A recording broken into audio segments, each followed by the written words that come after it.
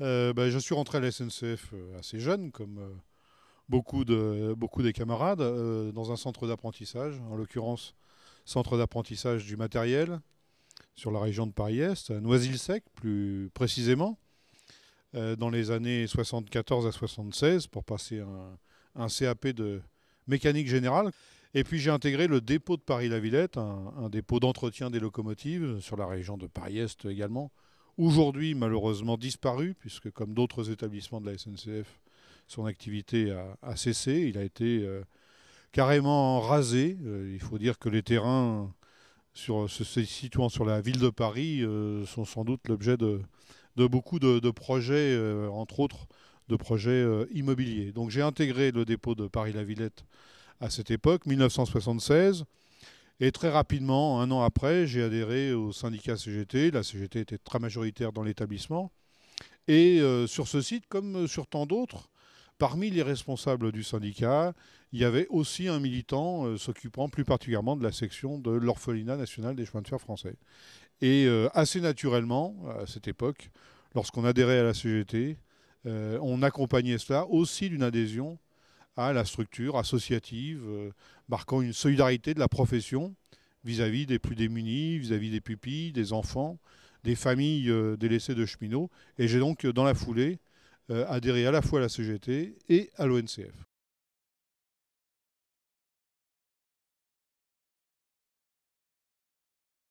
C'est une grande association. Enfin, c'est pas pour la flatter, mais à l'échelle de l'entreprise, voire même à l'échelle du pays, je crois qu'il y a peu de structures comparables, propres à une profession, sur un objet similaire. Action de solidarité sur la base d'adhésion volontaire.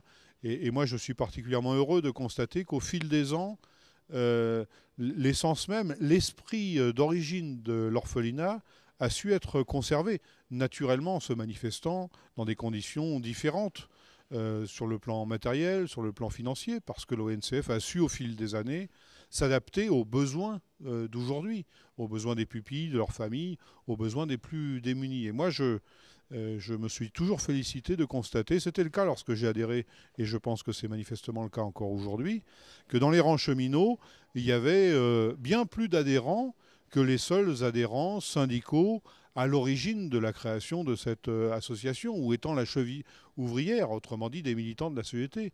Ils en sont une âme très importante, mais en même temps, ils savent fédérer autour de cet objet des cheminots qui ne sont pas forcément de cette sensibilité syndicale-là. Et c'est quelque chose de précieux qui permet de rassembler très largement sur des actes de solidarité concrets.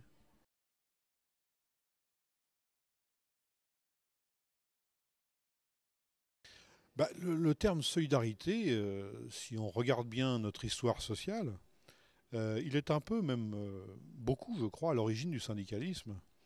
Rappelons-nous, avant qu'il existe dans notre pays, c'est le cas aussi dans d'autres pays, des structures organisant la solidarité sur un plan social, la sécurité sociale par exemple, il a fallu que les ouvriers, les employés s'organisent sans outils, sans droits reconnus. Et quelque part, l'entraide à partir des situations où une famille, un travailleur rencontrait une difficulté, voire disparaissait, a donné lieu à des premières actions informelles, des caisses de secours, des caisses d'entraide. On a ouvert des enveloppes, des porte-monnaies pour aider à subvenir aux familles dans le besoin. Et petit à petit, cette solidarité a progressé en un combat pour améliorer son cadre de vie, ses conditions de vie. Être solidaire, et il faut être solidaire, et en ce sens, même aujourd'hui, je crois qu'il ne faut absolument pas opposer, bien au contraire, l'action pour modifier le droit, pour améliorer ses conditions sociales, revendiquer du salaire, revendiquer une amélioration des conditions de travail, revendiquer des embauches, revendiquer du service public, mais dans le même temps, ne pas y opposer des actions concrètes de solidarité vis-à-vis de ceux qui en ont le plus besoin. Je crois même que c'est en faisant la démonstration d'actions solidaires concrètes qu'on peut aussi donner envie, ensemble, comme on est solidaires ensemble, donner envie ensemble de se battre pour améliorer son cadre quotidien.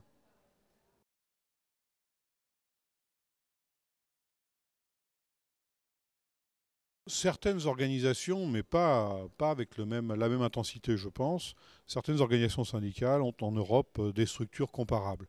Mais propres à une profession comme celle-là, et avec un pourcentage d'adhérents aussi élevé, elles sont relativement rares. Beaucoup de syndicats, en fait, travaillent plutôt avec des ONG, dans leur cadre national, comme intermédiaires pour s'intéresser à la solidarité. La plupart des syndicats, bien évidemment, ne sont pas désintéressés vis-à-vis des actes de solidarité, mais n'ont pas pour autant des structures aussi proches que ce qui existe en termes de relations entre la Fédération CGT des cheminots et l'orphelinat, sachant qu'il y a bien deux entités distinctes, que les adhérents sont des adhérents distincts de ces deux organisations, aux objets très différents, mais qui, notre histoire le montre bien, ont eu un chemin et un parcours tout à fait parallèles.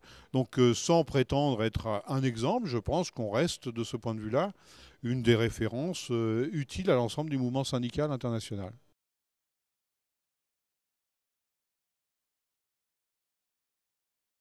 Alors s'agissant de 1995, en un mot le contexte politique très singulier, c'est une année d'élection présidentielle. Alors on répète assez souvent d'ailleurs que peu de temps après qu'un président de la République est élu, il ne se passe pas grand-chose. C'est un peu le calme plat sur le plan social, il n'y a plus de grève, il n'y a plus de mouvement, etc., etc. 95 est quand même une exception.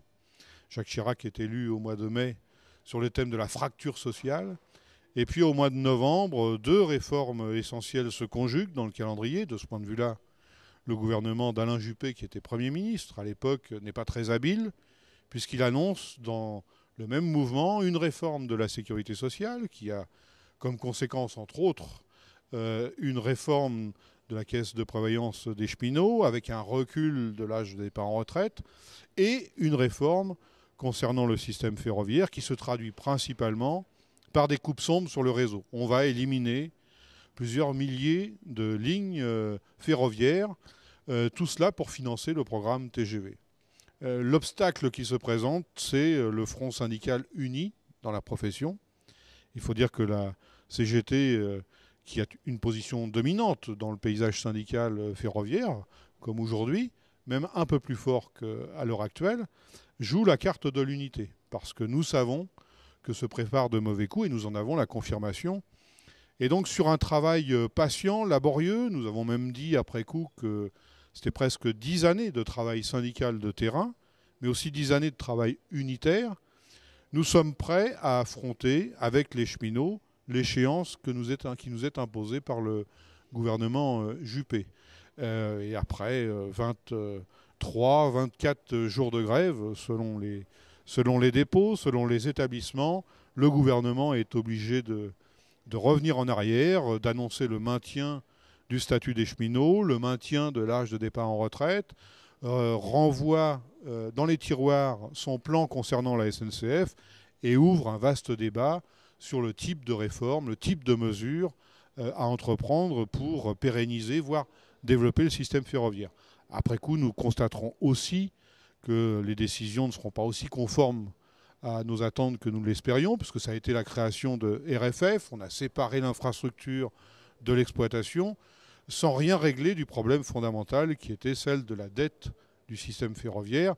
Et cette question demeure encore récurrente aujourd'hui, puisque nous demeurons avec un système de transport à qui nous demandons, c'est le seul cas, à qui nous demandons de financer à la fois l'exploitation d'un réseau et les infrastructures. Ce qui n'existe dans aucun pays au monde si on veut voir le système ferroviaire se développer.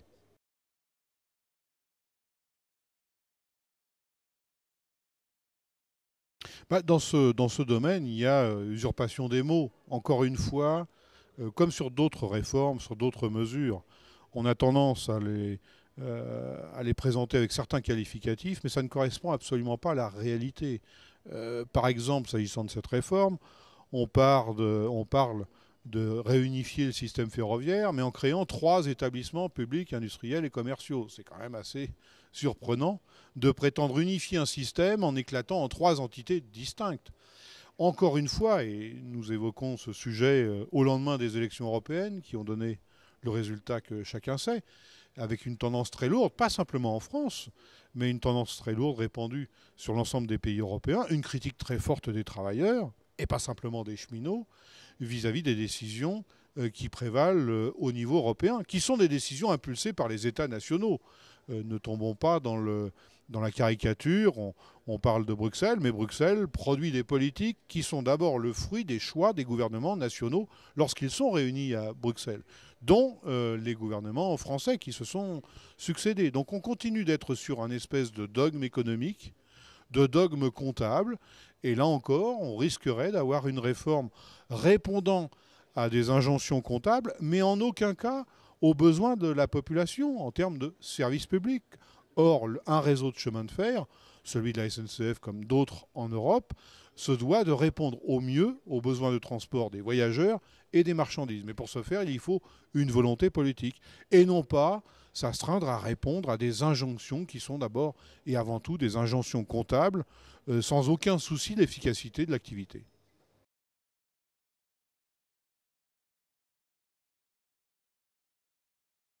Il est évident que parmi les répercussions, qui seraient nombreuses, si cette réforme devait voir le jour, au-delà de l'éclatement des activités, avec les incohérences qui existent déjà aujourd'hui, mais qui se multiplieraient à l'envi, faire rouler des trains nécessite une articulation, plus qu'une articulation, une entité permettant à la fois de gérer le lieu où circulent ces trains et l'organisation de la circulation de ces trains, avec les personnels, avec les matériels, qu'il s'agisse de matériel roulant, qu'il s'agisse de matériel de la voie. Au-delà des conséquences sur la qualité du service offert en termes de service public, qui serait très, très négatif, il y a naturellement les conséquences sociales pour la cohésion sociale de l'ensemble de ceux qui travaillent au service du rail. Autrement dit, qui dit éclatement en trois entités, dit assurément éclatement des droits, des conventions en trois entités. Et on a de maints exemples dans le secteur privé, mais aussi dans le secteur public, auparavant qui a pu être déréglementé, des répercussions sociales. Et qui dit éclatement des socles sociaux, dit aussi éclatement de toutes les bases qui exercent une solidarité entre ces professionnels. Et l'ONCF, par définition, fait partie de ces grandes organisations qui marquent, qui symbolisent et qui organisent la solidarité. Dès lors que demain, ces salariés seraient dans des entités très différentes, on pourrait considérer que l'ONCF n'aurait plus lieu d'être, ou en tout cas n'aurait plus l'assise administrative, juridique, pour pérenniser ses activités. Voilà donc une des conséquences supplémentaires que pourrait avoir la réforme si elle devait scinder le système ferroviaire français.